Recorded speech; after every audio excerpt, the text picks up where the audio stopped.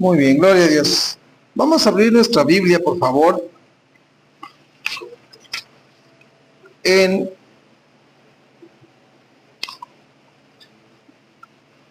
Lucas 24.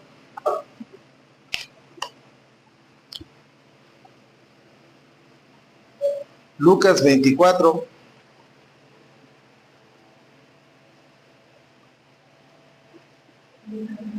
Lucas 24.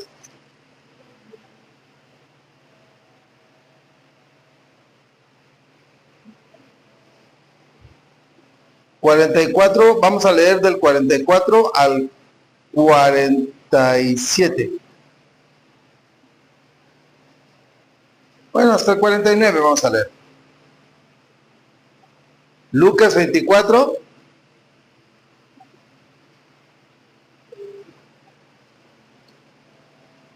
Lucas 24, versículo 44 al 49. Dice así la palabra del Señor: y les dijo, estas son las palabras que os hablé estando aún con vosotros, que era necesario que se cumpliese todo lo que está escrito de mí en la ley de Moisés, en los profetas y en los salmos. Entonces les abrió el entendimiento para que comprendiesen las escrituras, y les dijo, así está escrito, y así fue necesario, que el Cristo padeciese y resucitase de los muertos al tercer día, y que se predicase en su nombre el arrepentimiento y el perdón de pecados en todas las naciones, comenzando desde Jerusalén. Y vosotros sois testigos de estas cosas. He aquí yo enviaré la promesa de mi Padre sobre vosotros, pero quedaos vosotros en la ciudad de Jerusalén hasta que seáis investidos de poder de lo alto. Padre, te damos gracias, honramos tu nombre, bendecimos tu palabra, te damos toda la gloria a ti, Supremo y Dios Santo, verdadero. Gracias, porque todo lo que está escrito se ha manifestado, Señor. Todo lo que está manifestado fue predicado, y todo lo predicado fue predicho por ti, Señor, para que nosotros viéramos el cumplimiento y supiéramos que eres el Dios vivo, verdadero, que eres el Hijo del Dios viviente, y que tú cumples todo lo que has dicho, Padre, y que en ti no hay mentira alguna, Padre. Honramos tu nombre esta mañana, te bendecimos, y toda la gloria sea para ti, Señor, en el nombre de Jesús. Como dice tu escritura, ábrenos completamente la escritura, expónnos completamente la escritura para que la podamos comprender, y abre entendimiento, Señor, para que sigamos en devoción detrás de ti, Señor, hasta el día en que nos veamos cara a cara, Señor. Te lo pedimos en el nombre de Jesús. Amén. El tema de la resurrección de Cristo es un tema por demás controversial, por demás fuerte, por demás llamativo. No hay quien no hable de este tema. No hay nadie, ningún ser humano en la tierra se puede sustraer de esto. No hay. Todo ser humano en esta fecha sabe, o oye, o de oídas, sabe que Jesús se levantó de entre los muertos, que Jesús tuvo todo este viacrucis, desde que lo apresaron en Getsemaní hasta que fue llevado al sepulcro. Tuvo todo este viacrucis, toda esta vía de dolor, y todo el mundo sabemos esto, pero hay detalles dentro de esta circunstancia, de todo este detalle de la resurrección. Hay detallitos, hay cosas que podemos ir viendo, que podemos ir entendiendo, y como dice aquí el Señor, nos va a abrir el entendimiento para que podamos comprender las escrituras.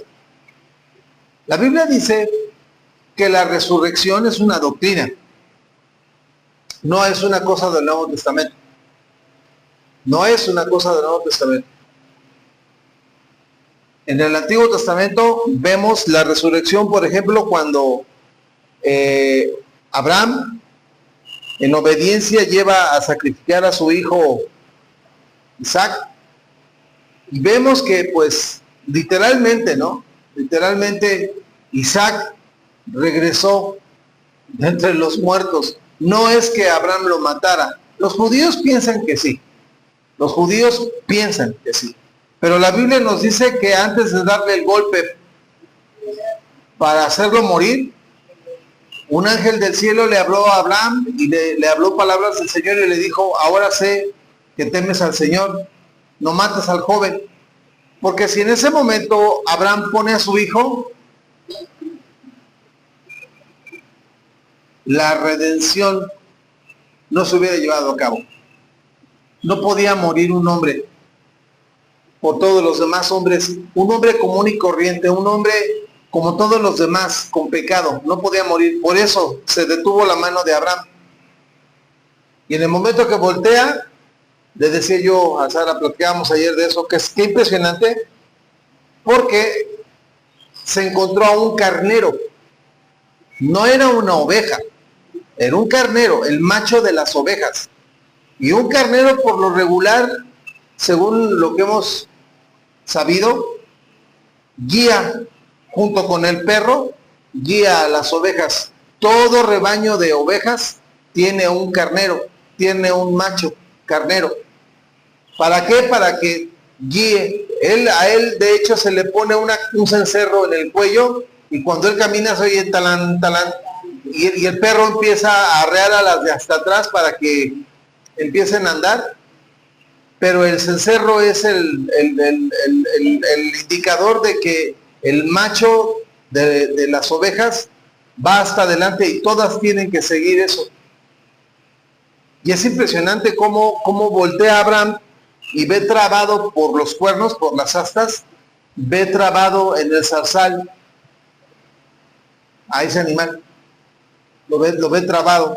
Entonces lo toma, lo sube al altar, lo sacrifica. Y eso nos habla de resurrección, porque la Biblia dice que en un sentido figurado, vamos a decirlo así,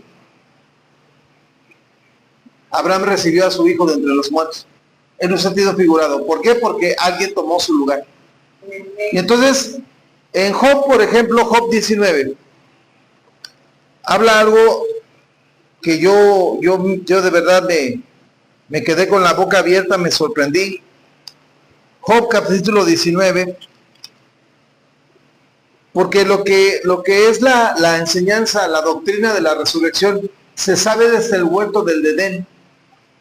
Desde el mismo huerto del Edén se sabe,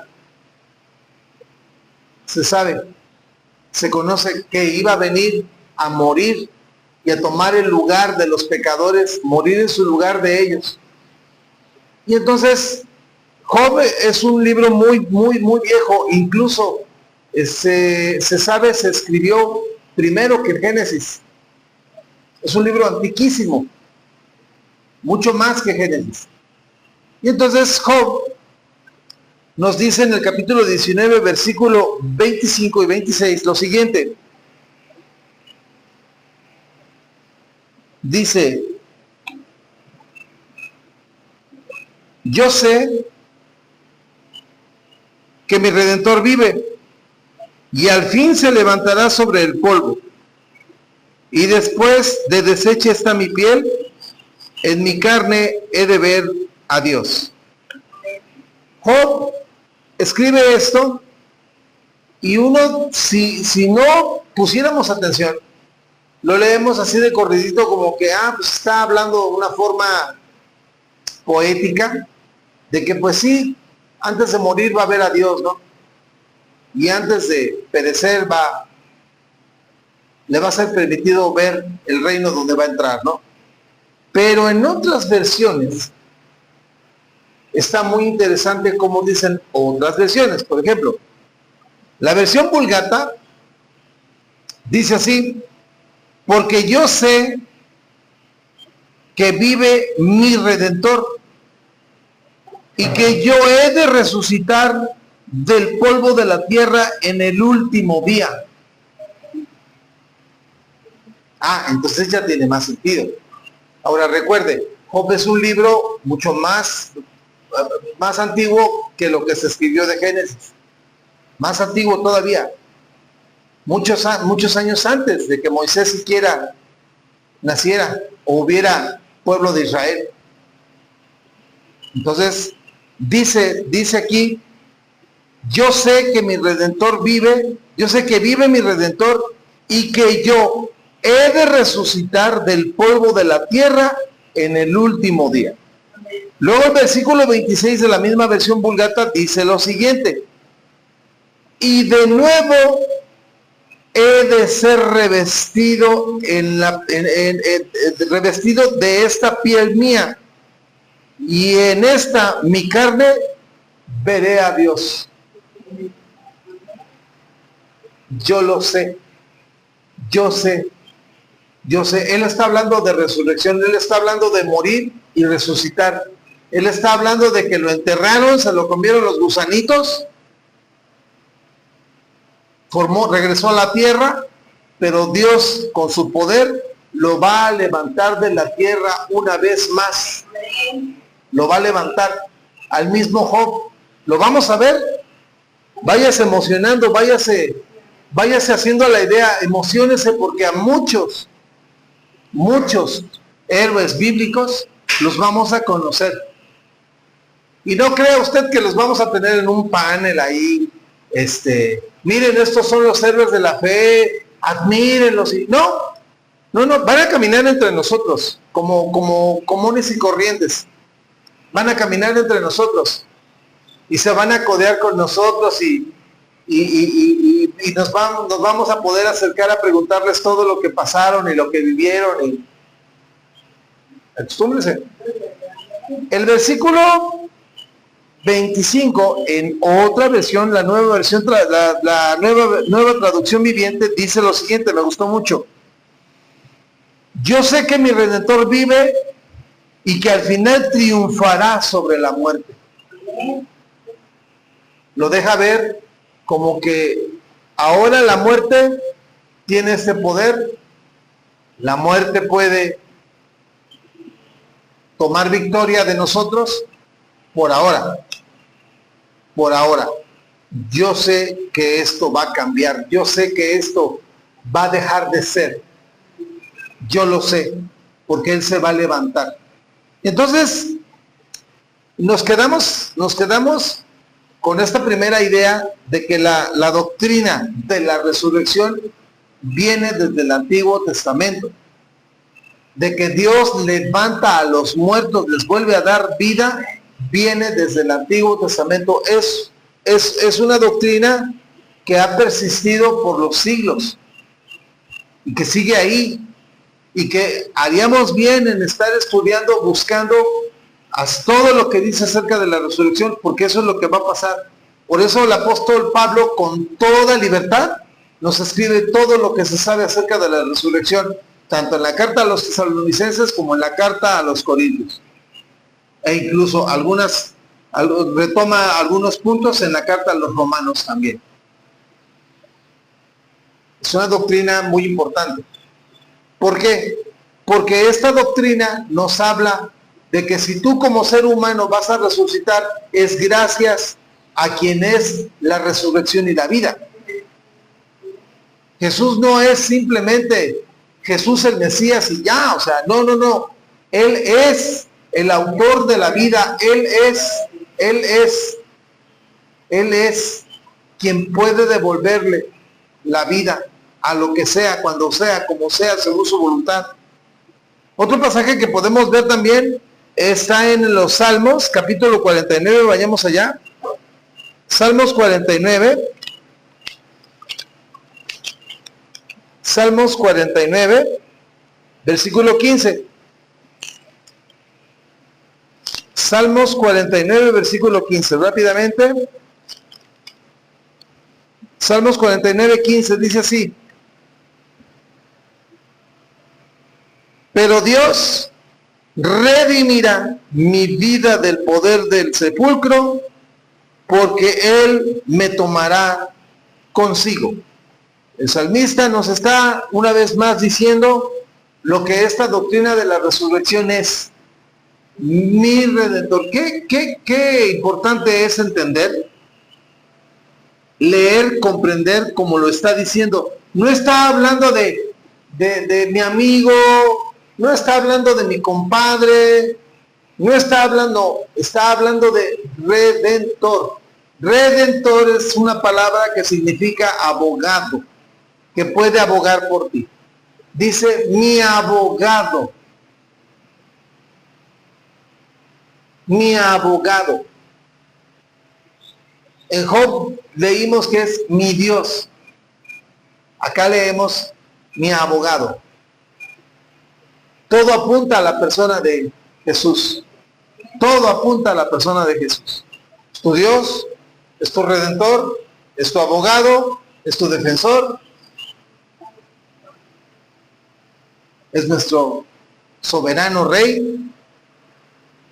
Entonces dice, otra versión dice, pero Elohim redimirá mi alma de las garras del sepulcro cuando Él me reciba. Dice la versión Kadosh, la versión israelita Kadosh. Pero Elohim redimirá mi vida de las garras del sepulcro cuando Él me reciba. Y por último tenemos en Isaías 26, 19, Isaías 26, 19, lo siguiente. Isaías 26, 19.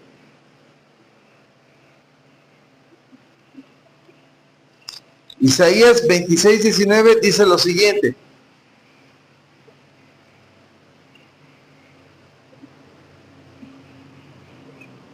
Tus muertos vivirán, sus cadáveres resucitarán. Despertad y cantad, moradores del polvo, porque tu rocío es cual rocío de hortalizas, y la tierra dará sus muertos. Apocalipsis dice que la tierra entrega sus muertos, el mar entrega sus muertos, el Sheol, el sepulcro, entrega sus muertos, porque todos habremos de comparecer, todos tenemos que comparecer, todos tenemos que levantarnos, todos los humanos habidos y por haber en todas las generaciones que ha habido de la tierra, todos, desde Adán hasta el último que vaya a existir, todos vamos a comparecer. Juan 11:24 dice Marta, está hablando Marta con el Señor Jesús, ahorita lo vamos a ver. Marta está hablando con el Señor Jesús y le dice, yo sé que mi hermano se va a levantar en el día final. Yo lo sé. Ahorita le estoy llorando porque no lo tengo, ya no está cerca de mí, ya no nos va a cuidar, ya no nos va a acompañar al altar a mi hermana y a mí cuando nos casemos. Le lloramos porque pues era alguien importante, pero yo sé, y ella cita las mismas palabras de Job, que es que el redentor de él, el mío, vive y lo va a levantar. Yo lo sé. Marta lo dice, yo lo sé, pero Marta está viendo a futuro aquel día del que la doctrina enseña, en el día final. ¿Cuál día final? El día final cuando todos comparezcamos ante el tribunal. Todos tenemos que resucitar, todos vamos a resucitar, unos para condenación, otros para gozo y júbilo eternos. Segunda carta a los Corintios, capítulo 5, versículo 10, dice lo siguiente. Segunda carta a los Corintios 5:10 dice eso precisamente. 5:10. Segunda carta a los Corintios, capítulo 5, versículo 10.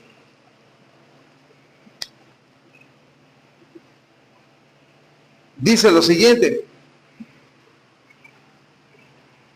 Porque es necesario que todos nosotros comparezcamos ante el tribunal de Cristo, para que cada uno reciba según lo que haya hecho mientras estaba en el cuerpo, sea bueno o sea malo.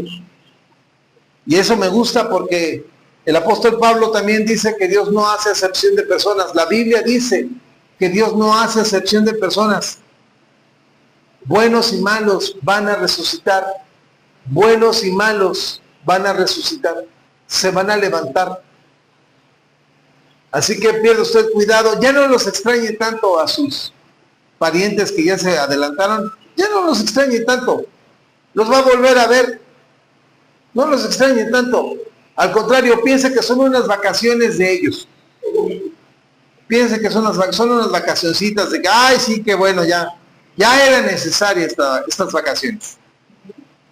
Pues la cuestión aquí es que si la doctrina de la resurrección es tan antigua y sigue vigente, nosotros tenemos que notar, ver que el autor de la vida, esto es impresionante, el autor de la vida, para manifestar la verdad de la doctrina de la resurrección, él mismo pasó por muerte y resurrección.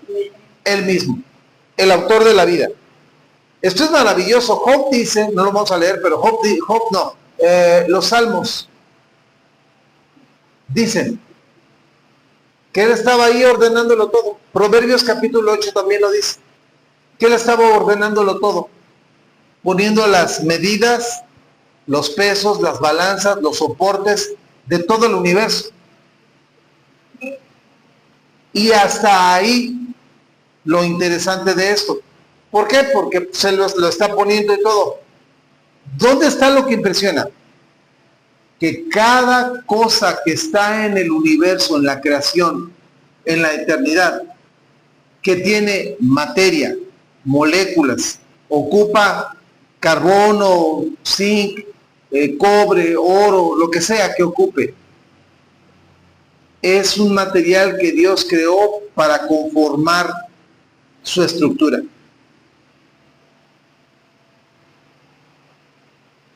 Yo de verdad me sorprendo cada vez que las personas que son ateas dicen, no, es que no hay Dios. Correcto, entonces ¿cómo empezó la vida? Por un gran bam. Ok, ese gran bam, ese gran boom, ¿acaso fue un boom inteligente para empezar a ordenar las cosas de tal manera que en un meteorito del tamaño de tu mano, los 50 elementos que lo conforman para hacer un meteorito se conjuntaron? Matemática, física, ¿se conformaron solitos? O sea, la ciencia matemática, la física, la química, la biología, todo se conformó ahí de la nada. No puede ser. No puede ser. Si es un gran boom, una gran explosión, lo que le dio origen al universo, la pregunta es, ¿de dónde sale la inteligencia del universo para conformar todas las cosas en su justa medida y orden? Es que esa es la parte que no quieren ver, no quieren aterrizar, que todo tiene una justa y equilibrada sabiduría para darle existencia a cualquier cosa. Un cometa, un planeta, una vía láctea, soles, lunas, otras tierras, si existieran otras tierras como esta, todo está conformado perfectamente. A mí ¿cómo me gusta? Hay videos de personas que se dedican a ir por los ríos, llevan su pico, su palita, y van por los ríos y de repente traen una lamparita de esas de luz negra y le alumbran a las piedras. Y de repente en un pedacito de entre, está corriendo el río y un pedacito de pared del río, le alumbran y se ve algo ahí. Y le empiezan a rascar, y nada, que te sacan un cuarzo verde. Te sacan rocas así de esas que dices, ¿cómo me gusta muchísimo? Yo pudiera hacer eso, me gustaría, algún día andar así en algún río, en algún lugar donde se sepa que hay de esas piedras, mínimo traerme algo de ahí, de recuerdo, porque ¿cómo puede ser posible? Le vemos sus colores tan geniales a esas piedras, los vemos, ¿Cómo se conjuntó todo eso tan sabiamente ahí? Por ejemplo, hay una, me gusta muchísimo. Es una piedra, la parten por la mitad y por dentro tiene un montón de cristales color morado. Ese color morado son silicatos. Son diferentes silicatos. Bueno, esos silicatos, ¿cómo están perfectamente balanceados? No hay más ni menos de uno de otro que nos dan esos colores tan hermosos. No puede ser la casualidad lo que echó a andar este universo. Bueno, no es tan impresionante el ver el universo, cómo está funcionando, como la razón que lo hizo. Ahorita vamos a leer. Vayamos por favor a Oseas 6:2. Libro del profeta Oseas, capítulo 6, versículo 2. Oseas 6:2.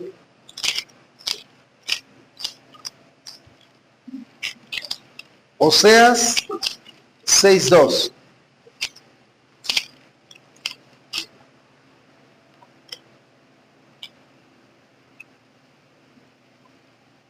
Oseas 6:2.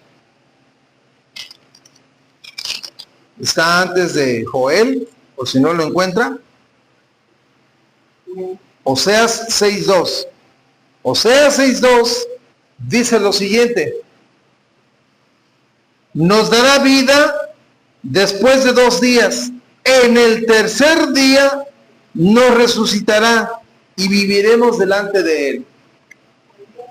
La resurrección de Cristo no es simplemente un detalle, una circunstancia. Es un propósito ya predicho, profetizado, porque la Biblia dice que con Cristo juntamente hemos resucitado. Si con Cristo morimos, con Él resucitamos. Él lo hizo en lo físico, nosotros lo hacemos en el espíritu. Pero aquí el profeta dice, habla en plural, nos va a resucitar. Cuando usted cree en Jesús, cuando usted le entrega su vida a Jesús, usted simbólicamente y en el espíritu cumple esa muerte, sepultura y resurrección con Cristo Jesús. Usted lo cumple simbólicamente. Por eso habla en plural, porque en ese momento estamos viendo al Mesías Salvador siendo crucificado, bajar al sepulcro y resucitar. Y esa es proféticamente, esa es la circunstancia que todo ser humano va a pasar cuando le crea y se entregue a Él. Por eso habla en plural. En 2 días, 3 días nos levanta, nos dará vida. Otra vez nos dará vida. Por eso a Nicodemo le dice, te es necesario nacer de nuevo. A ti ya te engendró tu mamá, te engendró tu papá. Pero ahora necesitas que este engendramiento venga por la palabra profetizada, por la palabra que fue Logos, que fue Rema y se hizo Dabar en Jesús. Por eso tú, Nicodemo, necesitas nacer de nuevo. ¿Cómo nacer de nuevo? Primero tienes que morir. Ser sepultado y conmigo. Por eso Jesús, miren, hay mucho que decir, tengo muchas notas, hay mucho que decir. Cuando Jesús le dice a Marta y a María, no se preocupen por su hermano muerto, yo soy la resurrección, no está mintiendo. Él es el creador, sí, ya creó todo esto que vemos a nuestro alrededor y fuera del planeta, los cientos de millones de galaxias que existen, Él ya lo creó todo esto. Pero esa es solo la evidencia de su poder creador. La verdadera evidencia de su poder está en la resurrección. Y a mí me pegó, fue un golpazo tremendo cuando me di cuenta de lo que dice la Escritura, porque esta resurrección está impulsada por su alma. ahorita lo vamos a leer, está impulsada por su alma. Entonces el profeta dice, al tercer día nos dará vida. Nos, plural, nos dará vida. Salmos 16:10, por favor. Muy conocido este versículo. Salmos 16:10. Rápidamente. Salmos 16:10. Muy conocido este versículo. Y si no lo conoce, se lo presento. Salmos 16:10. Salmos 16:10. Dice así la escritura: porque no dejarás mi alma en el sepulcro, ni permitirás que tu santo vea corrupción. Oseas dice, en 3 días nos levantas. ¿Por qué 3 días? ¿Por qué no fueron 4? ¿Por qué no fueron 6? ¿Por qué no fue una semana? Bueno, porque como no va a sufrir corrupción el cuerpo de Cristo, no va a sufrir corrupción, no va, se lo aseguro, le sacaron toda la sangre y el agua que le quedaba. Su sangre no era como nuestra sangre. Su sangre era perfecta, no tenía los daños del pecado, no tenía los daños de esta naturaleza caída de Adán. La Biblia dice que él es el último Adán. Este Adán viene a resarcir, viene a reparar el daño que el primer Adán hizo. Por lo tanto, este Adán tiene que ser diferente al primero. El último Adán tiene que ser diferente al primero. ¿Qué tan diferente? Tiene que ser santo y perfecto. 3 días. 3 días. Nos habló de esa profecía desde el profeta Jonás. 3 días en el sepulcro, no más. ¿Por qué? 3 días para nosotros son 3 días, son 72 horas. En el tiempo espiritual no se cuenta igual. El tiempo espiritual tiene una medida de tiempo cuántica muy diferente.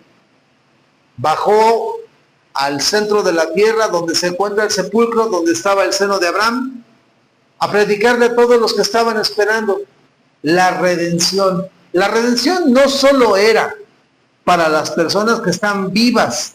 La redención se le prometió a cada persona que creyó por fe en el Dios de Israel.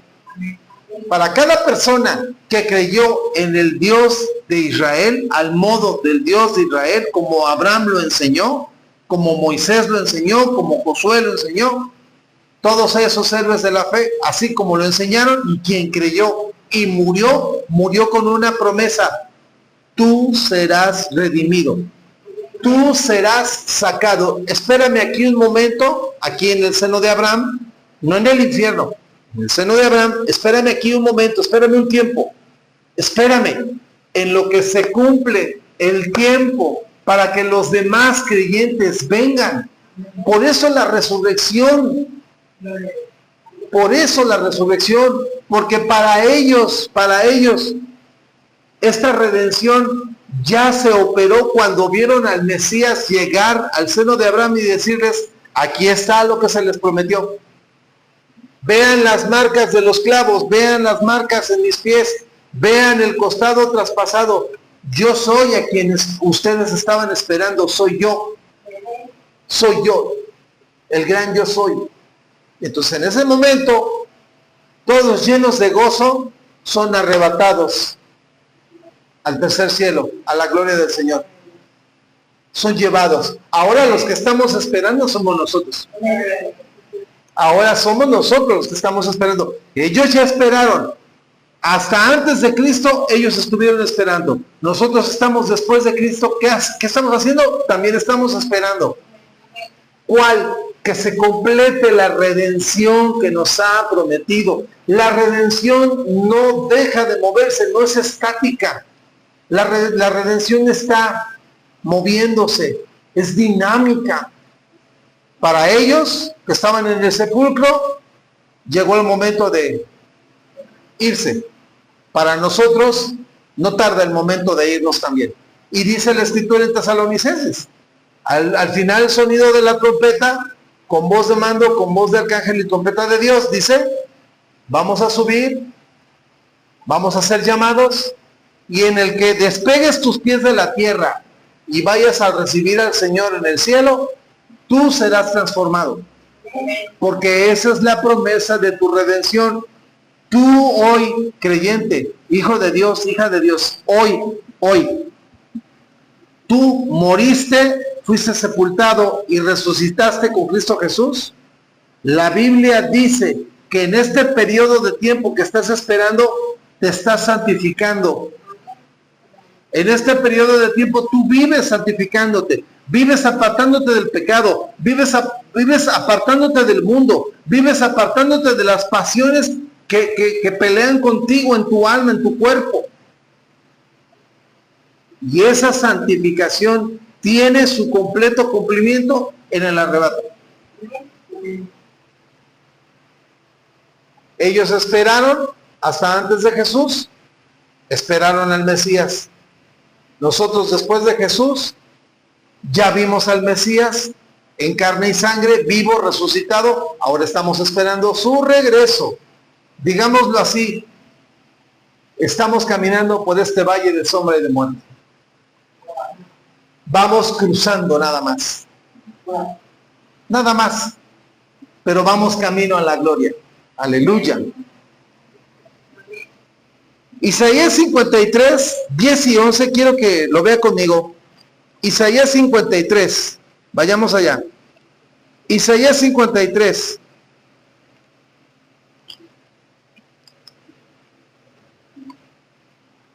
Isaías 53, versículo 10 y 11. Dice algo puntualmente cierto. Muy poderoso lo que dice aquí. Isaías 53, 10 y 11.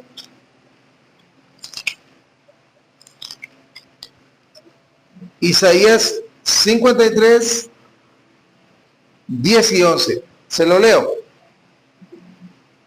Dice así: con todo esto, el Padre Celestial quiso quebrantarlo, sujetándolo a padecimiento. Cuando haya puesto su vida en expiación por el pecado, fíjense bien, verá el linaje, vivirá por largos días, y la voluntad del Señor será en su mano prosperada. Versículo 11. Verá el fruto de la aflicción de su alma y quedará satisfecho.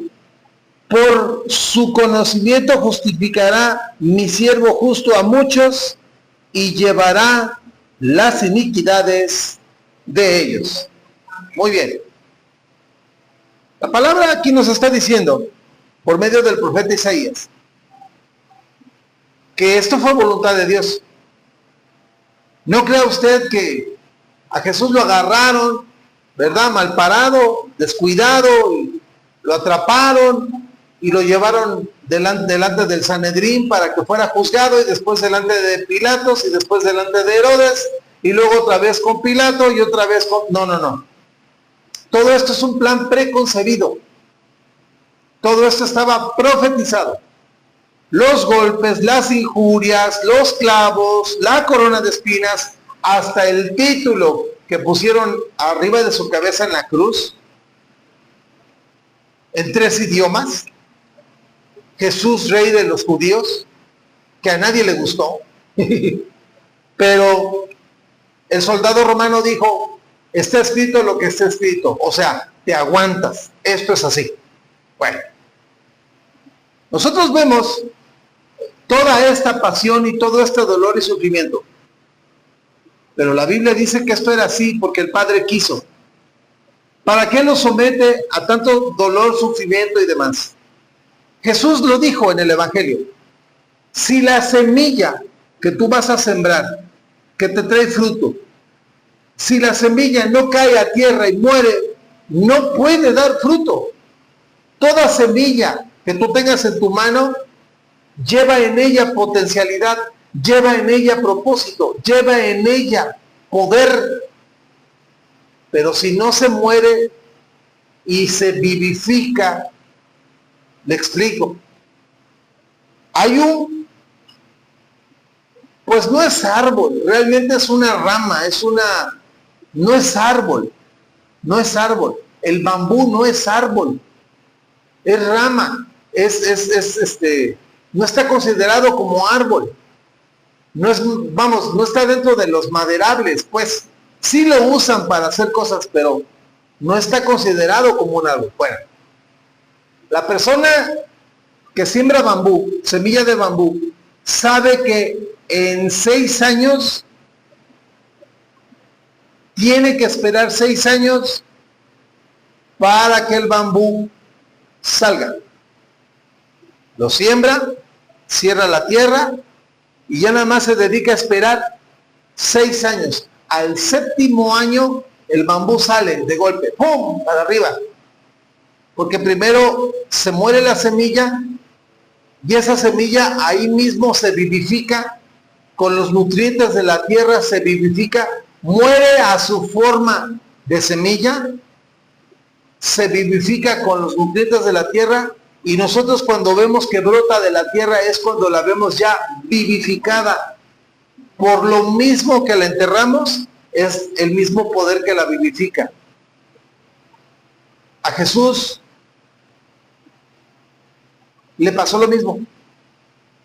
Era necesario que cayera a tierra y muriera.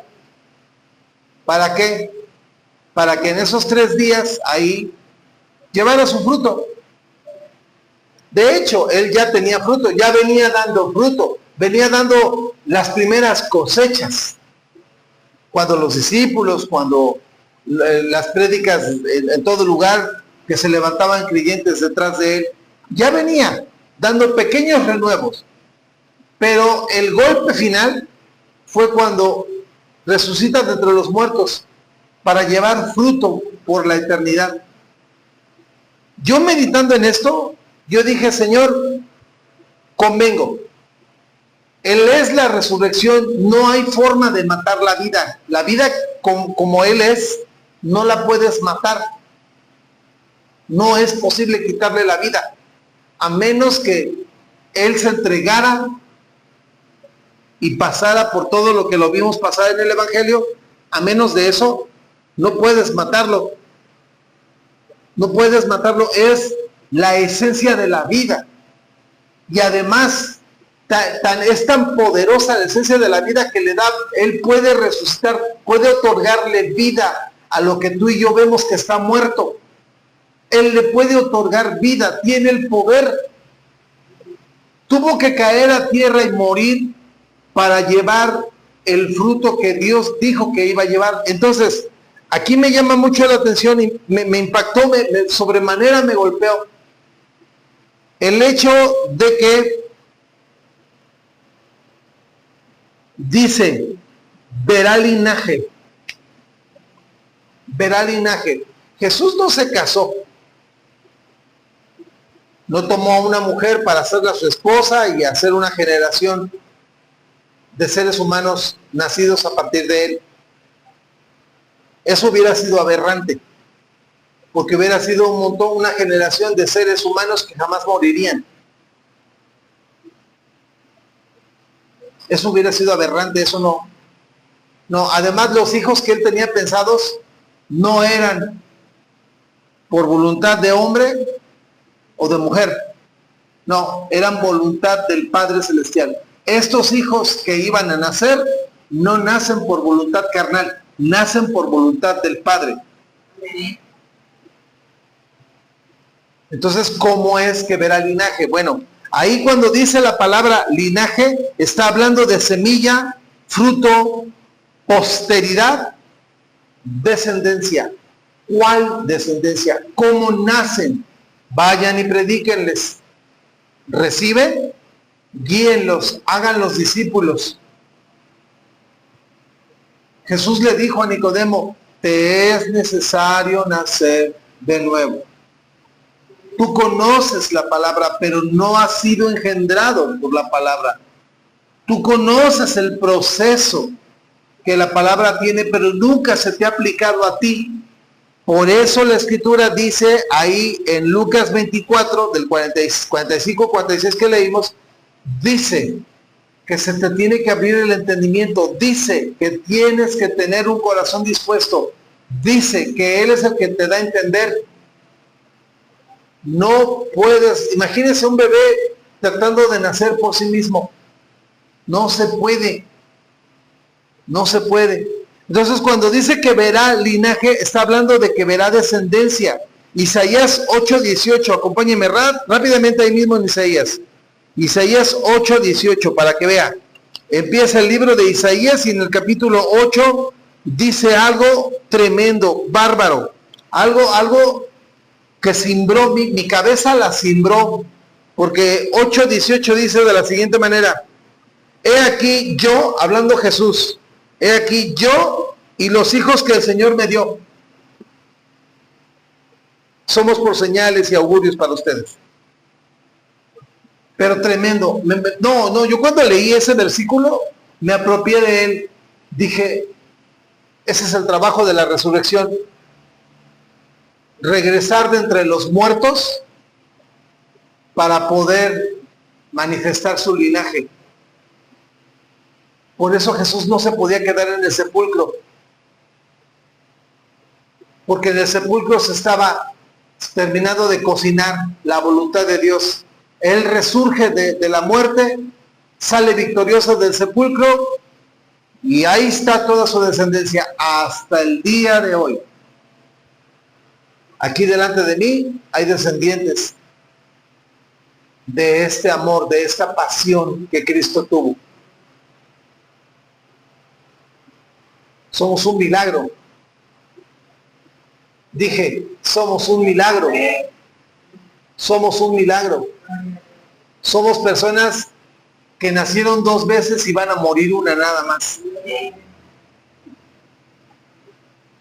Una vez que muramos y volvamos a resucitar, ya nunca más.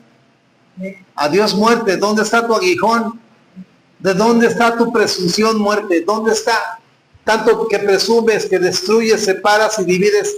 ¿Dónde está tu presunción? Vas a ser sorbida, vas a ser humillada. Ya fuiste humillada. Vas a ser sorbida en victoria para nosotros. Para nosotros, por Él. Entonces, dice que vivirá por largos días. Romanos 6:9 dice que Jesús ya no muere jamás. Romanos 6:9. Romanos 6:9. Ahorita nos lo ponen. Romanos 6:9 dice que Jesús ya no muere. Lo hizo una vez, una sola vez y ya. Romanos 6:9, sabiendo que Cristo, habiendo resucitado de los muertos, ¿qué dice? Léamelo, por favor. ¿Qué dice? Ya no tiene poder la muerte. La muerte podría haber presumido de haber matado la vida. Por ejemplo, pasa algo en el espacio muy impresionante. Hay unos hoyos negros que se tragan la luz, pero se tragan la luz fotónica. La luz que sale del sol, de los cometas, la luz que se refleja de las lunas, se la traga. Lo que entra ahí ya no sale. Es un pozo profundo de oscuridad. Pero es luz fotónica. Luz que sale por la reacción química de diferentes cosas. Se crea. Pero la luz de vida no puede ser detenida. La luz espiritual, la luz de vida que es Jesús, no puede ser detenida. No hay forma. Y por eso dice que ya no muere. La muerte no puede decir, ya la vencí. No puede decir eso. Porque se levantó. Hoy vivo está a la diestra del Padre. Entonces dice que ya no muere, ya no más. Ahora, Dice ahí mismo en Isaías que quedará satisfecho de la obra de su alma. Ahí, para mí fue todo, el mensaje fue todo. Ahí descansa todo el mensaje. Le dije hace un momento lo que dice Proverbios 8. Él está conformándolo todo, haciéndolo todo, poniendo las medidas, calculando el peso de los planetas, calculando el peso de las órbitas, calculando el peso de los soles, calculando cuánto material va a usar este sol para arder durante las próximas eternidades. Está haciendo todo eso. Pero la necesidad de su alma era dirigida en otra dirección. ¿Cuál? Salvar a los que se habían perdido. Por eso dice Juan 3:16, de tal manera amó Dios al mundo. ¿Qué tanto? Nos creó cielos, tierra, mares, nos creó todo lo que vemos. Y Él vio que le íbamos a fallar, vio que nos íbamos a separar de Él, vio que le íbamos a dar la espalda y a negarlo. Y aún así no quiso abandonarnos. Dice, verá, regresamos allá a Isaías 53, verá la labor completada, el deseo de su alma y quedará satisfecho. Para mí, este versículo lo dice todo. Quedará satisfecho por la obra de su alma. Isaías 53, versículo 10 y 11, lo estábamos viendo. 10 y 11, dice así.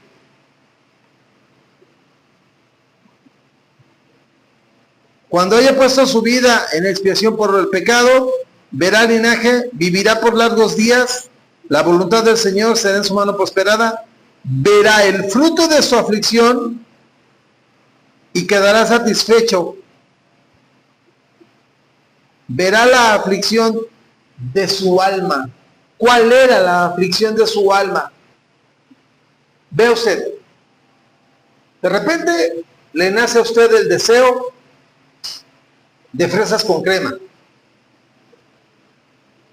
y pasa un día y no se las comió, pero mañana se vuelve a acordar, quiero fresas con crema, pero por alguna razón no las compra y dice, bueno, me espero a la quincena, y llega la quincena y ese deseo de las fresas con crema no se ha quitado. Al contrario, del día que lo dijiste al día en que puedes hacerlo, creció dentro de ti, creció la necesidad, el deseo de darte un gusto, el deseo de tu alma, darte un gusto. ¿Cuánto sería el deseo del corazón de Jesucristo desde el día que empezó a crear todo lo que existe hasta el día en que nos vio salir del huerto del Edén? ¿Cuánto creció el deseo por vernos regresar a Él?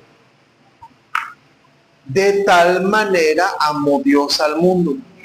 Ese deseo era un deseo incontenible. Ese deseo que nació dentro de Él por vernos regresar, no al huerto del Edén, vernos regresar a la comunión con el Padre Celestial en el reino de los cielos, regresar al corazón del Padre. ¿Cuánto era su deseo? Mucho más que unas fresas con crema.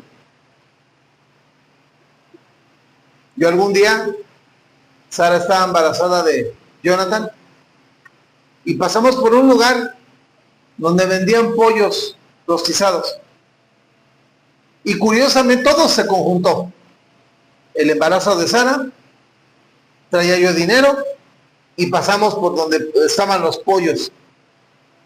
Sara, embarazada, macizo, una cosa. La dejé en la microbús, me bajé corriendo a comprar el pollo. la mandé sola a casa, cosa que no estilo, yo no hago esas cosas. Me arrebató un deseo, pero haga de cuenta que parecía yo lobo hambriento de semanas, parecía yo tigre hambriento de semanas.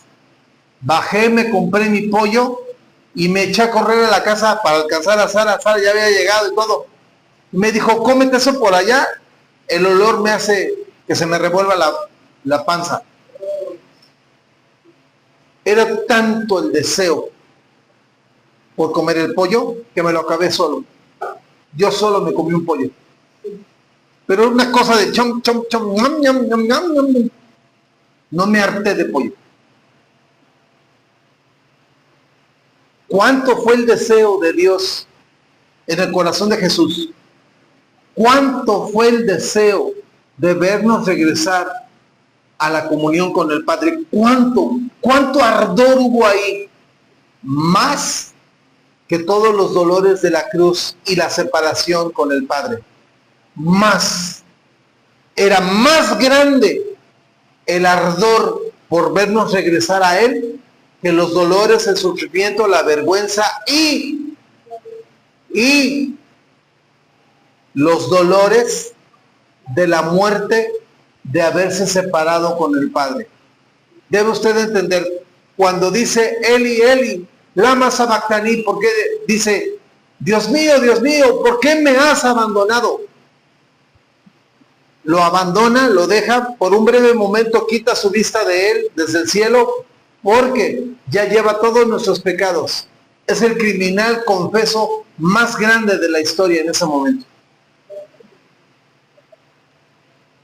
No importó ese dolor, no fue tan grande como el ardor y el deseo de vernos regresar.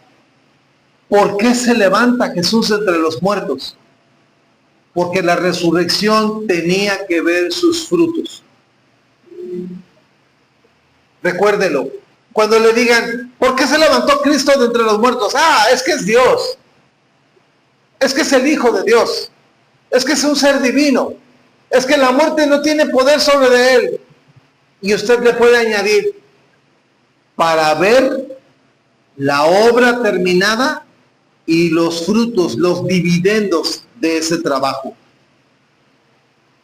El Señor dice que el jornalero es digno de su salario. Jesús también era digno de levantarse de entre los muertos para ver su salario, para haber cumplido. Pero el deseo de su alma fue más allá de la vergüenza, los golpes y la, ¿cuál es la palabra? La agonía de apartarse de Dios.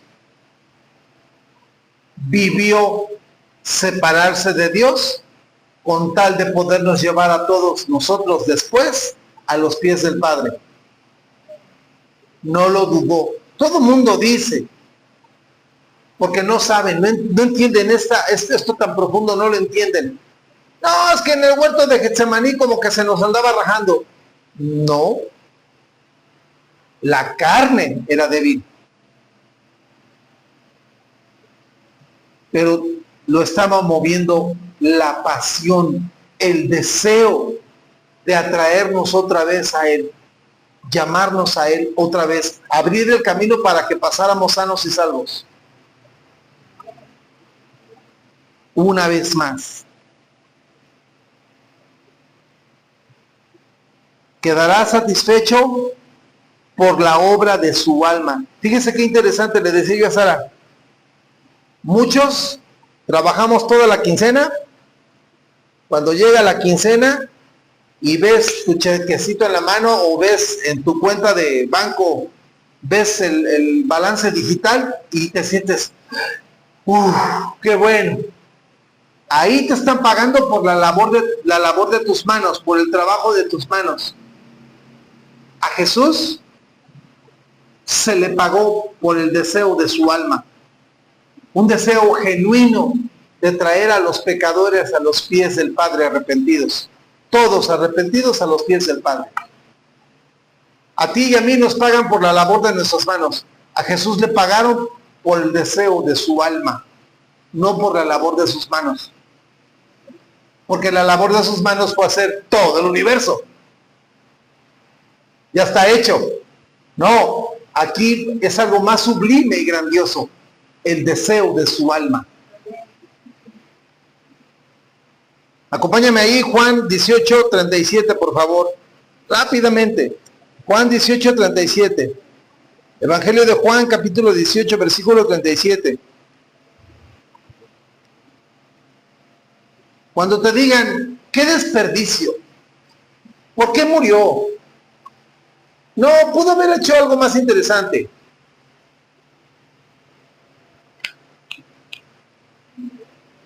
Era joven y guapo, podía haber hecho algo más. Pero no. Vea usted, y esto lo leo por todos los malvados y perversos que dicen que Jesús huyó a Francia con María Magdalena. Y luego pasó a Estados Unidos. 18:37 dice así. Le dijo entonces Pilato, luego entonces tú eres rey. Respondió Jesús, tú dices que yo soy rey. Yo para esto he nacido y para esto he venido al mundo, para darle testimonio a la verdad, para dar testimonio a la verdad. Todo aquel que es de la verdad oye mi voz. Y de eso te voy a hacer un mensaje después. Quédate con ese pasaje. Qué tremendo, qué tremendo. Todo el mundo sabe de Jesús, conocen de Jesús, se sabe en la película de La Pasión de Cristo de Mel Gibson, pero no oyen su voz. No son de Cristo. Tremendo eso. Tremendo. Tú no oyes la voz de Jesús, tú no le perteneces a Dios. Tú eres del diablo. Santa cachucha. Pero otro día te predico de eso. Jesús le contesta al que dice que tiene poder para liberarlo. Le dice, no te engañes, amigo. No te equivoques. Yo para esto yo nací. Estoy donde debo de estar. Estoy haciendo lo que debo hacer. No te equivoques. Sigamos. Que siga la acción. Que no haya corte en la escena. Sigue la acción. Yo para esto vine. Este es mi propósito de vida. Yo no sé dónde algunos locos marihuanos dicen que Jesús escapó y se fue a hacer familia y de él salió toda una raza de guerreros templarios. Y ¿de dónde sacaron esa marihuanada? Yo no sé. Jesús dice, para esto he nacido, para esto vine. Este es el propósito de mi alma, de mi vida, para esto, para esto.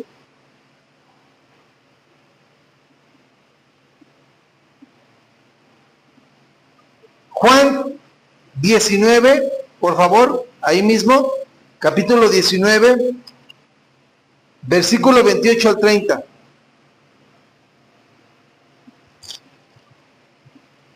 Juan capítulo 19, versículo 28 al 30.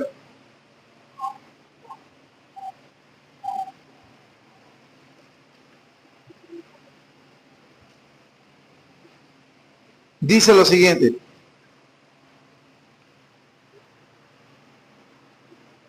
Después de esto, sabiendo Jesús que ya todo estaba consumado, ya no había nada más, ya mero trámite.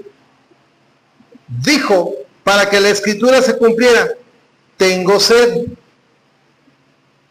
Y estaba allí una vasija llena de vino agrio.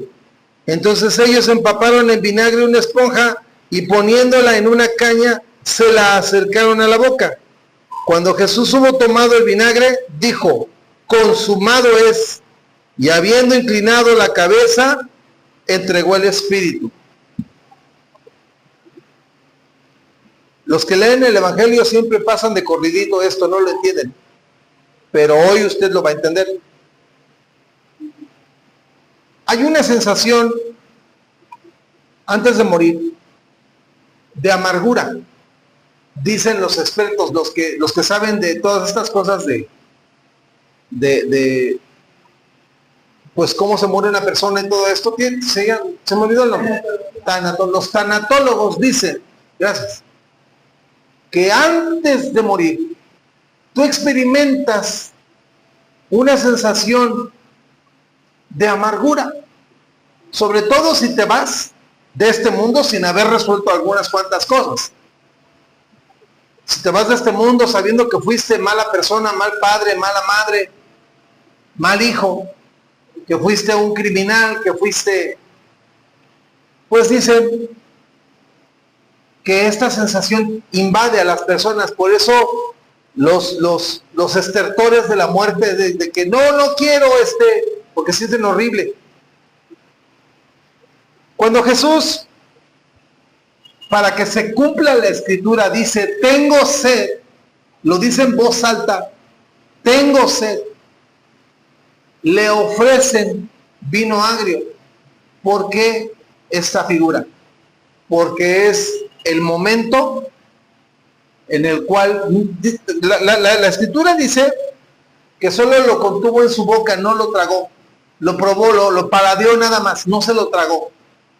Porque esta es la figura de la amargura que el pecado tiene en el cuerpo humano, y la muerte es el justo juicio por ese pecado. Esa amargura. Para este entonces, para este momento, acaba de clamar, ¿por qué me abandonas, Padre mío? Qué amargo es para el ser humano vivir en pecado, apartado de Dios. Qué amargo. Ese vino agrio, ese vinagre, es la figura de todo ser humano que no ha conocido a Jesús y que vive en una constante tortura. Ni se muere ni vive. Ni disfruta, ni puede, ni crece, ni avanza, ni nada. Está atado a una amargura. Y ese vinagre, cuando se lo ofrecen y lo paladea, solo lo paladea sin tragarlo, lo paladea, habla de que ya llevando el pecado de todos los seres humanos, ese es el común denominador de cada pecador: vivir en amargura. Le duelen los brazos, le duelen los pies, le duele el costado, le duelen las manos, le duelen las pestañas, le duelen las uñas de los pies. Una constante amargura. Una constante amargura. Para que la palabra profética se cumpliera.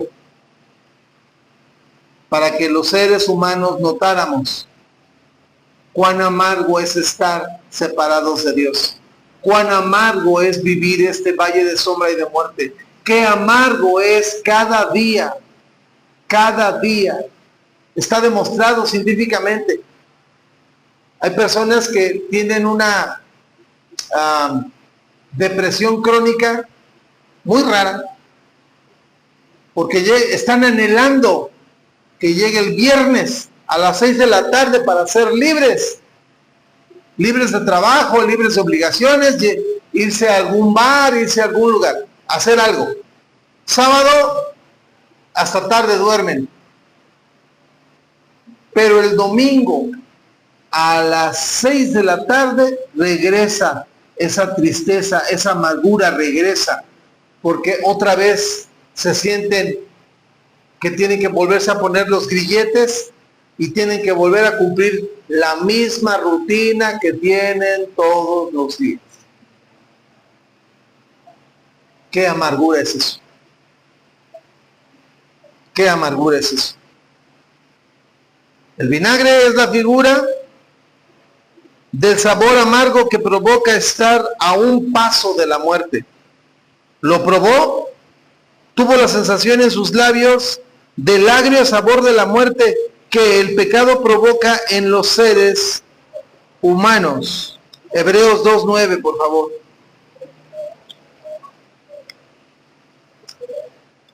Hebreos 2:9.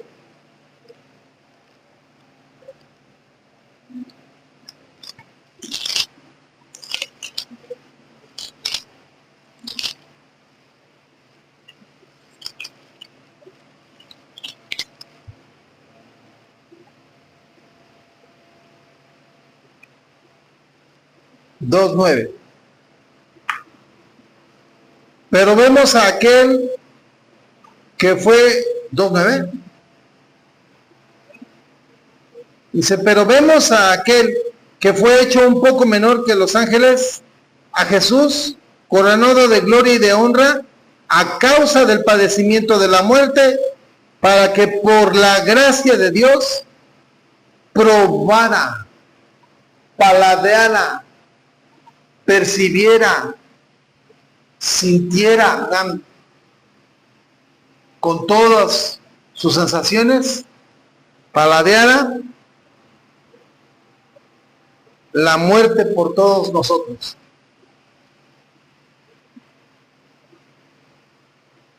Todo esto estaba en su alma.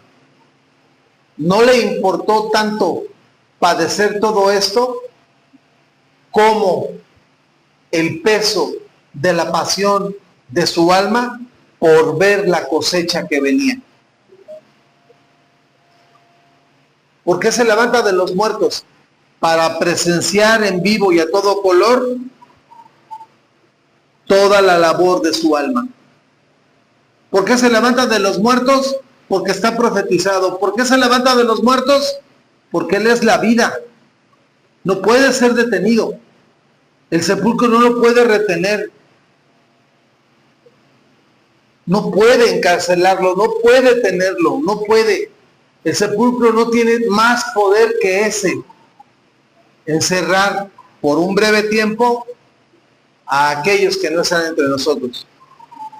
Pero Jesús, pasados los dolores de la muerte y las vergüenzas y todo esto, dice que verá largos días y su voluntad será prosperada. ¿Cuál? Verá mucho linaje, mucho linaje, mucha descendencia suya, mucho de su labor. Es un milagro. Es un milagro. Pero más que asombrarnos, no nada más asombrarnos por la resurrección, tenemos que voltear a ver su corazón. El deseo, la intención de su corazón lo impulsó a todo esto. Fue su motivación, fue su motor, fue su, como dicen, ley de vida, su motivo. Tremendo.